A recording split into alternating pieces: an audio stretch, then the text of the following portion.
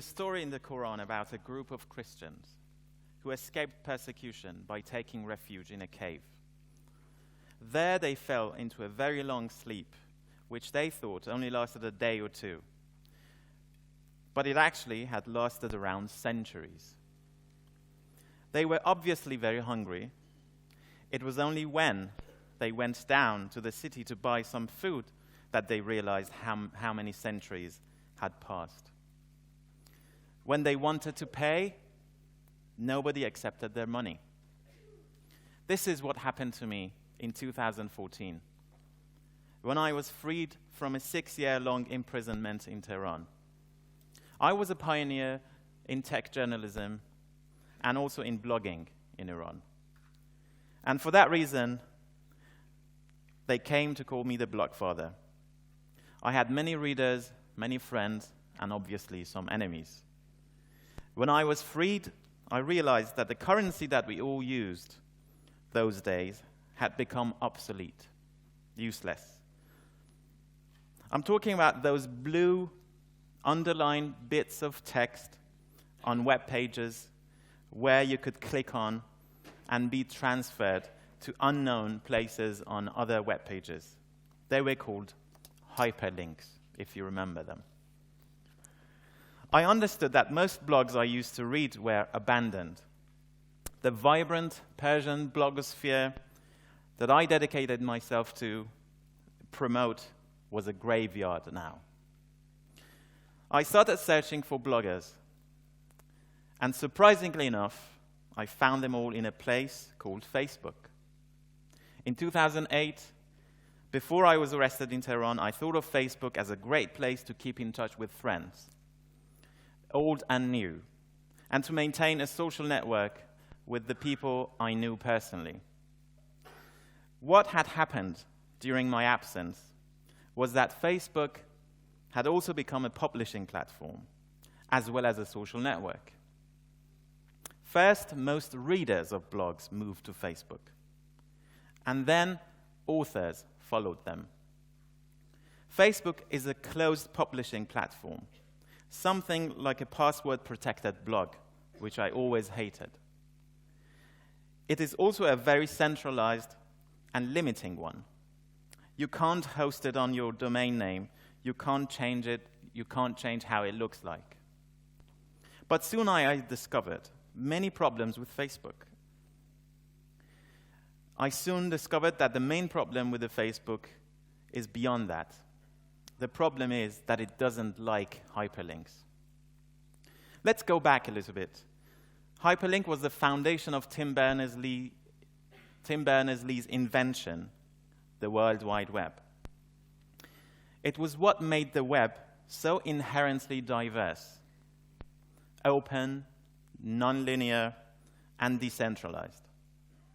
It was the biggest achievement of human civilization since the emergence of alphabets, writing, and printing press. Blogs best illustrated the potentials of hyperlink. In the era of blogging, we used to read and discuss all the time. We used to exchange. We used to challenge each other. We used to make arguments, provide evidence, investigate, and discover. We used to think quite a lot. And most of that would have been impossible without hyperlinks. Those days, anyone who had more hyperlinks from or to her web page was considered as wealthy. Now on Facebook, and increasingly on most social media, instead of links, we have likes. And instead of thinking, we have a reality show. On Facebook, which to most people on the planet would soon mean the entire internet, links are treated as objects, not as relations. They are not supposed to enrich the text. They are themselves open to a popularity contest. Links are less and less encouraged because social networks make money only if you stay inside of them. Instagram, for instance, completely bans hyperlinks for that reason. And Facebook, with its instant articles project, has found a way to even further minimize links. Meanwhile, smartphones that we all have pose a different threat. Web pages are filled with advertising and scripts that slow down everything. So less and less people follow links on mobile web browsers or open several tabs on their mobile phones because it's just a hassle. And quality web media lose more and more money because of that, because people are using ad blockers. So the result is that with the demise of hyperlink, we are now experiencing the death of the web. Now the internet is comprised of social media apps, more than websites. And these apps are not even connected. But the new internet is also different in other ways. It's catching up quickly with the offline world and its dominant social values. Let's look at algorithms that social networks use now to show us what we need to know. What they pick is based on two things: when they are posted and how many likes they've received among the people you follow. Basically, they only show you what is new and what is popular. These are the two most dominant social values of our time: newness and popularity. Anything else is doomed to silence, to a quiet death, just like our society's obsession with young celebrities and our increasing negligence or even hatred towards the elderly and minorities. Facebook newsfeed algorithms reinforce our views and opinions because they work according to our habits. But at the same time, they suppress minorities because a minority opinion never gets enough likes to appear on people's news feeds. It also radicalizes them, not only by producing a sense of frustration that comes from silence, but also by depriving them, like all of us, from being challenged. Facebook and other social networks have put an end to a utopian vision we were all inspired by a decade ago when the internet emerged, the web emerged. A diverse, open, non-linear, and decentralized space that promoted dialogue and tolerance.